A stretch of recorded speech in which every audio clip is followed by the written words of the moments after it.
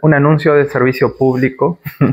En ISA estamos haciendo un CCM. Ustedes saben qué son CCMs, ¿no? Ya.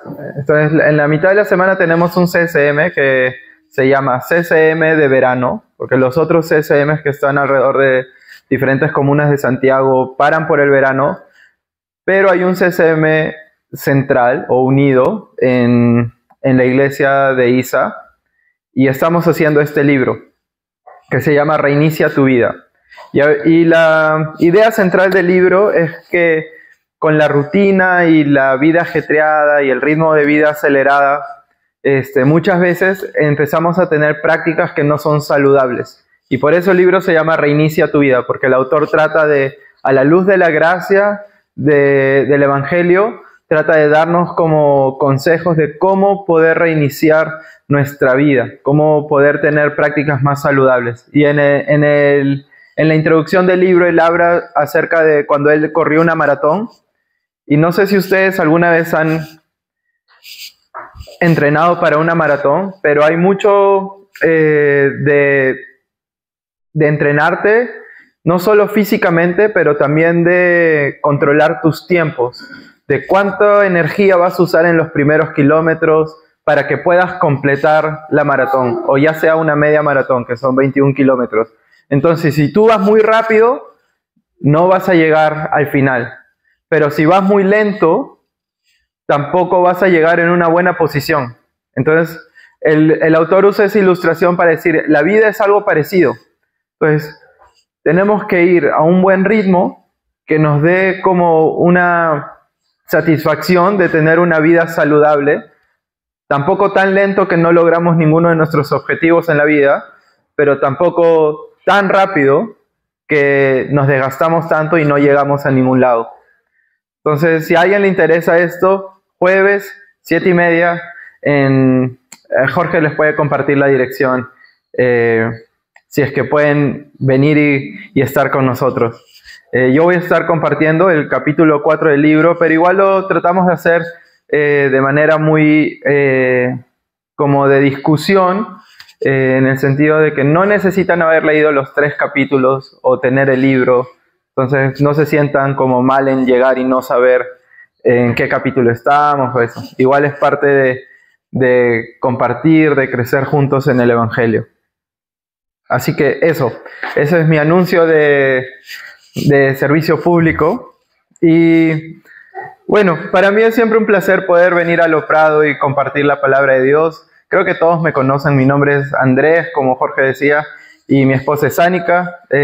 Si no saben qué estamos haciendo acá en Chile, nosotros somos misioneros. Yo soy originalmente de Perú, pero no vivo en Perú hace como casi 8 años ya. Y Ánica, mi esposa, es de Austria y ambos somos misioneros sirviendo en Chile. Servimos a medio tiempo en el CEP, que es donde los que quieren ser pastores de la iglesia anglicana van a estudiar teología. Y también servimos en ISA y somos parte del equipo pastoral en ISA. Y por extensión, saben cómo es la relación ISA-Lo Prado, servimos a la iglesia Epifanía. Y quería contarles que en el equipo pastoral, no siempre, pero constantemente, podría decir casi siempre, estamos orando por ustedes, por la iglesia de Lo Prado, por Epifanía. Hemos estado orando bastante también por lo que estaba pasando como a finales del año pasado con el Club de Jesús. Así que seguimos orando por ustedes. Perdón, el Club Pregunta, sí. El Club Pregunta, sabíamos que estaban llevando lo del Club Pregunta y seguimos orando por eso, por lo que Dios está haciendo por medio del Club Pregunta, en medio de ustedes y por lo que Dios va a estar haciendo en medio de ustedes este año. Y como ustedes saben, no hace mucho hemos recibido el año nuevo, el 2025. Y yo aún sigo adaptándome al hecho que ya pasamos, que el 2024 ya pasó. Yo siento que el 2024 se pasó volando, se pasó muy rápido. Pero bueno, aquí estamos en el nuevo año, en el 2025.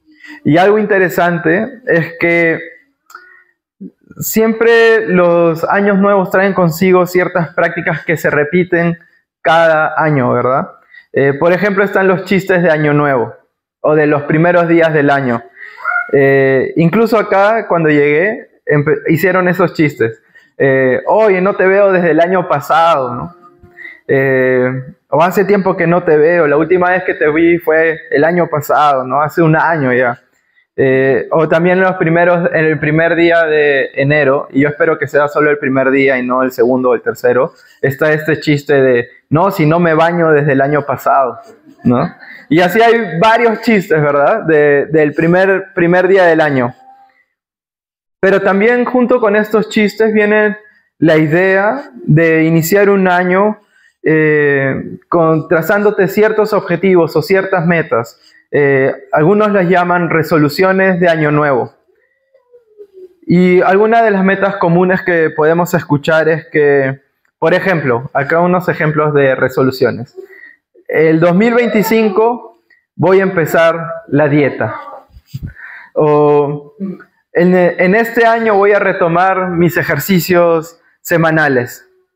O para fin del 2025 ya voy a estar libre de deudas, voy a pagar mis deudas. O quizás es algo más intelectual, como me gustaría leer un poco más este año.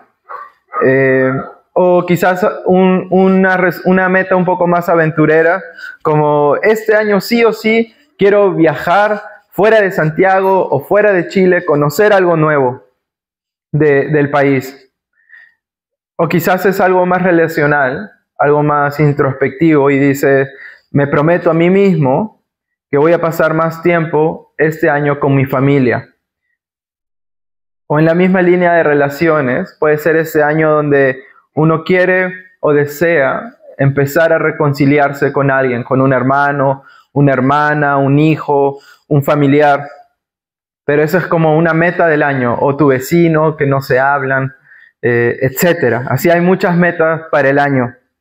Y quizás tú mismo tienes como tus propias metas para este año, y quizás son las mismas del año pasado o antepasado, que por algún motivo a mediados de abril ya te olvidaste de esas metas, pero este año te sientes más motivado y dices, este año sí o sí voy a cumplir estas metas. Pero también es posible que entre nosotros hayan algunos que ya sean un poco más pesimistas sobre las resoluciones de Año Nuevo, porque ya acá en Chile dicen, te da lata, ¿no? Ya me da lata o flojera poner metas para el año. Sin embargo, quiero animarte a tomar un poco de ese ánimo que naturalmente viene al iniciar un nuevo año y enfocar este ánimo a tu caminar con el Señor. Así que quizás aquí le puedes decir al que está a tu lado, este es tu año para vivir para Cristo.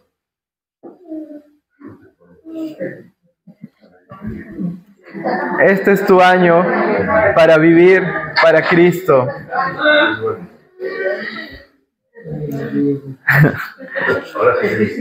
Este año sí. Bueno, antes de adentrarnos más en el texto, en la prédica de hoy, ¿qué les parece si oramos juntos para que el Señor nos guíe? Oremos. Señor Jesucristo, tú conoces mejor que nadie nuestros anhelos y nuestras frustraciones. Ayúdanos esta mañana a encontrar gozo y esperanza en ti. Ayúdanos a abrir nuestros corazones a tu palabra, a ser sensibles a la voz de tu Espíritu. Ayúdanos a no ser meramente oidores de tu palabra, sino también que podamos ponerla en práctica. Te pedimos, Espíritu Santo, que sigas transformando nuestros corazones para la gloria del Padre. En el nombre de tu Hijo amado, Jesucristo. Amén. Ahora, el texto que hemos leído hoy día es muy bonito porque habla mucho de la persona y la obra de Jesús. Y muchas veces se aísla de su contexto para hablar más acerca de Jesús. Pero este pasaje, o lo que hemos leído hoy día, el texto que hemos leído hoy día, está en una sección del texto de Filipenses un poco más grande, la cual empieza en Filipenses 1:27. Y si tienes tu Biblia ahí abierta, yo te animo a que la dejes abierta y que vayamos leyendo juntos.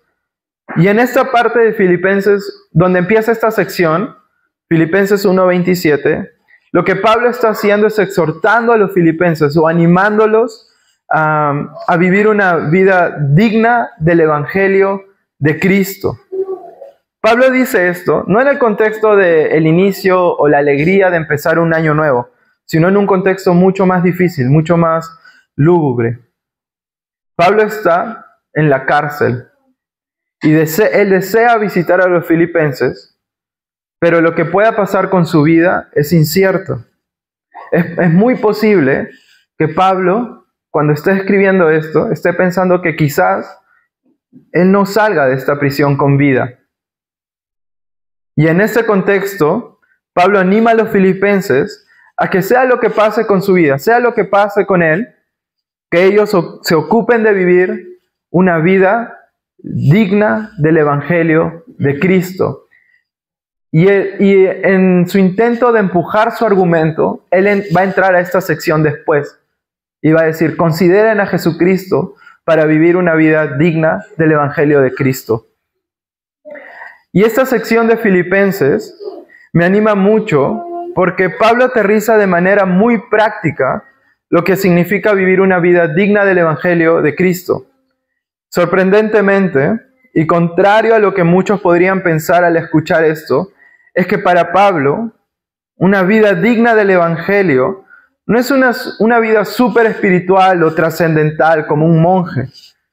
O al menos no a los ojos de aquellos que piensan que ser un cristiano es ser una especie de gurú espiritual que camina casi 2 centímetros sobre el suelo. Sino lo que vamos a ver hoy día es que para Pablo una vida digna del Evangelio de Cristo es una vida de servicio, de amor, de sacrificio, de alegría y de esperanza en el Señor. Esta manera de vivir refleja, al final de cuentas, una vida de obediencia a Dios. Y quizás la manera en que nosotros hemos tratado de entender esta frase se resume en esta frase popular. Yo quiero ser más como Jesús. ¿No? Quizás esa idea de una vida digna del Evangelio de Jesucristo se traduce a yo quiero ser más como Jesús. Sin embargo, el problema de esta frase, que es tan común, se vuelve tan cliché que dice mucho, pero al mismo tiempo no nos dice nada. Por ejemplo, yo me acuerdo que una vez unos amigos de la iglesia más jóvenes que Anika y yo empezaron acá en Chile dicen pololear. Y a los días de empezar a pololear, nos buscaron para tener una conversación. Yo me imagino que ellos estaban tratando de buscar consejo para esta nueva etapa de su vida, de su relación como amigos. Y Anika les preguntó a ambos, un efecto dramático. Y Anika les preguntó a ambos, ¿qué es lo que te llamó la atención de la otra persona, verdad? Y ambos de manera diferentes elaboraron una respuesta en la que decían, es que en ella o en él yo veo a Cristo. Él quiere ser más como Cristo, ella quiere ser más como Cristo. Y claro, en ese momento uno podría decir, wow, qué linda pareja. Pero Anika con un poco de la frialdad y astucia europea y menos de la pasión latina, les volvió a preguntar, les da una repregunta. ¿Y qué en particular de Cristo te llamó la atención de esta persona? Y esa pregunta dejó en nuestra conversación un silencio incómodo. De pronto, ambos empezaron a improvisar una respuesta con mucha dificultad. La superficialidad de lo fresco de la relación se hacía evidente. Lo que parecía al inicio una respuesta muy profunda empezó a perder sustancia. El punto es que a veces decimos que queremos ser más como Cristo, o en el lenguaje de Pablo, vivir una vida digna del Evangelio de Jesucristo, pero no sabemos realmente ¿Qué significa eso? En Perú decimos, ¿y eso cómo se come? ¿Qué hago? ¿No? ¿Qué hago con esa frase? ¿Cuáles son los primeros pasos? Y a mí me anima mucho esta parte de Filipenses porque Pablo es muy concreto en lo que quiere decir. Y eso es lo que vamos a ver hoy día. Yo he hecho 3 puntos. El primero es que ser más como Cristo es para Pablo perseverar en el Evangelio a pesar del sufrimiento. Ser más como Cristo es para Pablo perseverar en el Evangelio a pesar del sufrimiento. Mira unos versículos antes de esta sección, en el capítulo 1, versículos 29 al 30. Porque a ustedes se les ha concedido no solo creer en Cristo, sino también sufrir por Él. Pues sostienen la misma lucha que antes me vieron sostener y que ahora saben que sigo sosteniendo. Ser más como Cristo es para Pablo abrazar el privilegio de seguir a Cristo, de tratar de imitar su vida, de emular su vida, su carácter. Ahora, acá hay un tema muy delicado. El carácter de Jesús o la vida de Jesús lo llevó a padecer una muerte de cruz. No olvidemos que nosotros seguimos a un Cristo crucificado, a un Mesías crucificado. Jesús mismo nos advierte de esto en los evangelios. Por ejemplo, en Juan 16:33 dice, en este mundo afrontarán aflicciones, pero anímense, yo he vencido al mundo. Entonces no es de sorprenderse que al estar en un mundo que camina en rebeldía a Dios o en rebeldía a Cristo, algunos de nosotros padezcamos a causa del Evangelio. Sin embargo, podemos animarnos que Cristo padeció, pero así como padeció, Él también resucitó. Entonces Jesús también, al mismo tiempo de ser un Cristo crucificado, es un Cristo victorioso. Es decir, que eso nos da esperanza, porque podemos sufrir a causa del Evangelio, sabiendo que nos aguarda una gloria mayor a todo el sufrimiento que podamos padecer por su causa. Eso lo explica Pablo en Romanos 8. Por ello, parte de ser más como Jesús es abrazar la idea de que sufrir por Él es un privilegio. Por esa razón, Pablo expande lo que significa vivir una vida digna del Evangelio de Cristo al mostrarnos lo que Jesús mismo hizo. Y eso lo vemos en el versículo 8 del capítulo 2. Y al manifestarse como hombre, se humilló a sí mismo y se hizo obediente hasta la muerte, y muerte de cruz. En estos versos podemos ver que la obediencia o la perseverancia de Jesús debería de animarnos para perseverar en el Evangelio, especialmente en situaciones adversas. El segundo punto es que ser más como Cristo es para Pablo mantener la unidad del cuerpo de Cristo. Ser más como Cristo es para Pablo mantener la unidad del cuerpo de Cristo. En los primeros versículos del capítulo 2, en los versículos 1 y 2, Pablo dice, por tanto, si tienen algún estímulo en su unión con Cristo, algún consuelo en su amor, algún compañerismo en el Espíritu, algún afecto entrañable, llénenme de alegría teniendo un mismo parecer, un mismo amor, unidos en alma y pensamiento. Es interesante notar que Pablo utiliza los afectos o apela a los afectos, a las emociones de los filipenses para llevar adelante su exhortación. Por tanto, si tienen algún estímulo en su unión con Cristo, algún consuelo en su amor, algún compañerismo en el Espíritu, algún afecto entrañable, dice Pablo. Todas estas emociones que los filipenses podían tener por Cristo o el Espíritu de Dios son evidencia son evidenciadas de manera tangible y práctica al tener un mismo parecer, un mismo amor, unidos en alma y en espíritu. Unidad. Ahora, Pablo no es una especie de hippie que habla de paz y amor y que deja esta idea de amor y unidad flotando en el aire, ¿no? Como una emoción que no la podemos como agarrar, ¿no? Pablo, por el contrario, da indicaciones muy concretas de qué es lo que se requiere para vivir en unidad y tener un mismo parecer. Lee conmigo los versos 3 y 4. No hagan nada por egoísmo o vanidad, más bien con humildad, consideren a los demás como superiores a ustedes mismos. Cada uno debe velar no solo por sus propios intereses, sino también por los intereses de los demás. Ahora yo te voy a dejar que tú leas esto nuevamente, versículos 3 y 4, y que en tu mente tú te pongas una calificación. ¿Qué calificación te pondrías en este área de tu vida?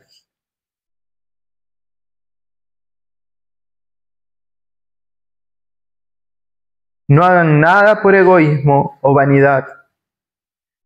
Más bien con humildad, consideren a los demás como superiores a ustedes mismos. Cada uno debe velar no solo por sus propios intereses, sino también por los intereses de los demás.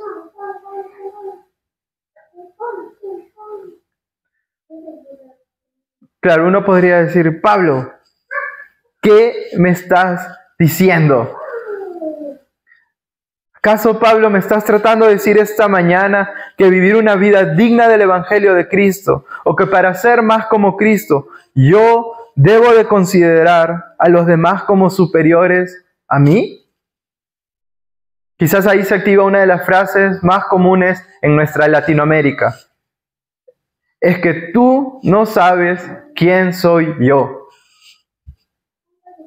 O quizás uno podría también cuestionar a Pablo un poco más como jugando el rol de intelectual, ¿verdad? Pero Pablo, ¿qué fundamento teológico tienes para decir esto? De considerar a otros superiores a mí, de poner los intereses de otros antes que los míos.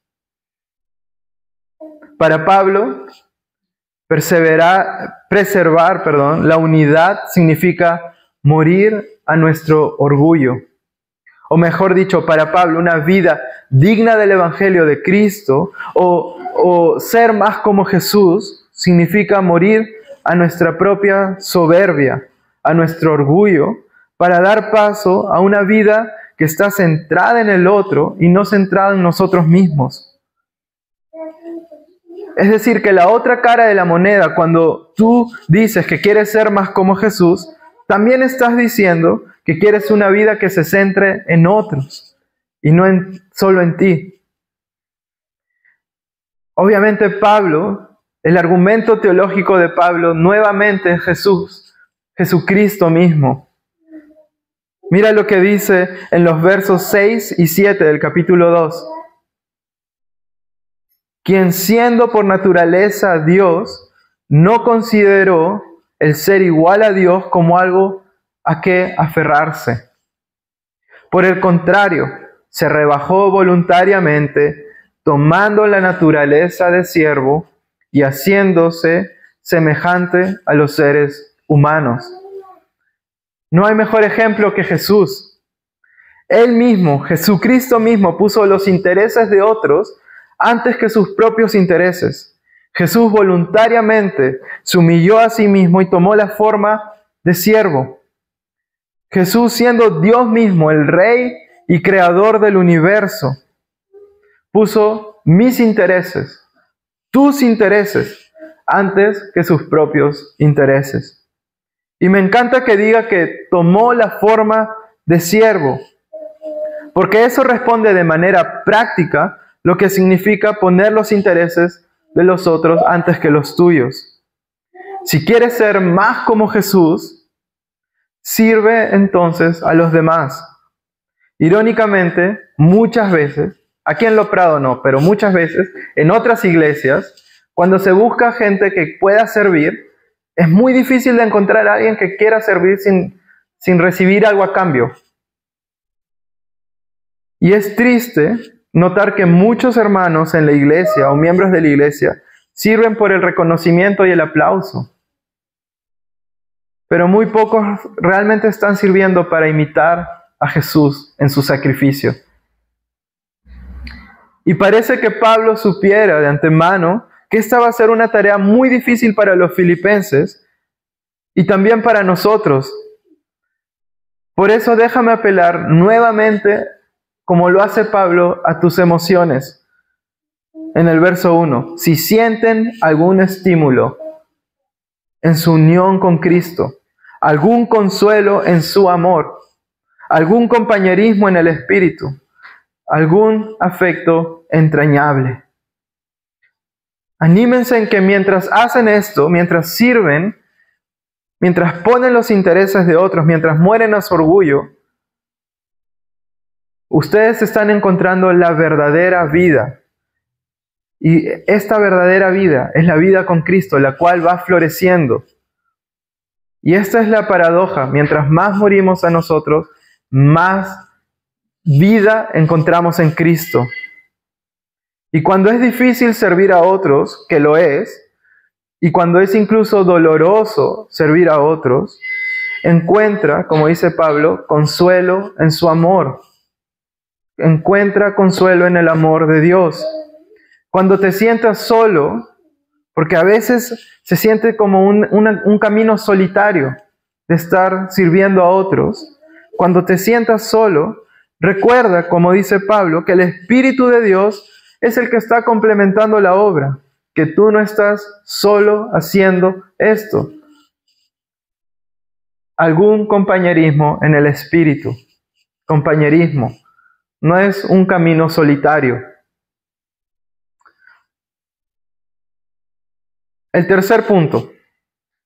Ser más como Cristo es para Pablo descansar en la victoria de Cristo. Ser más como Cristo es para Pablo descansar en la victoria de Cristo.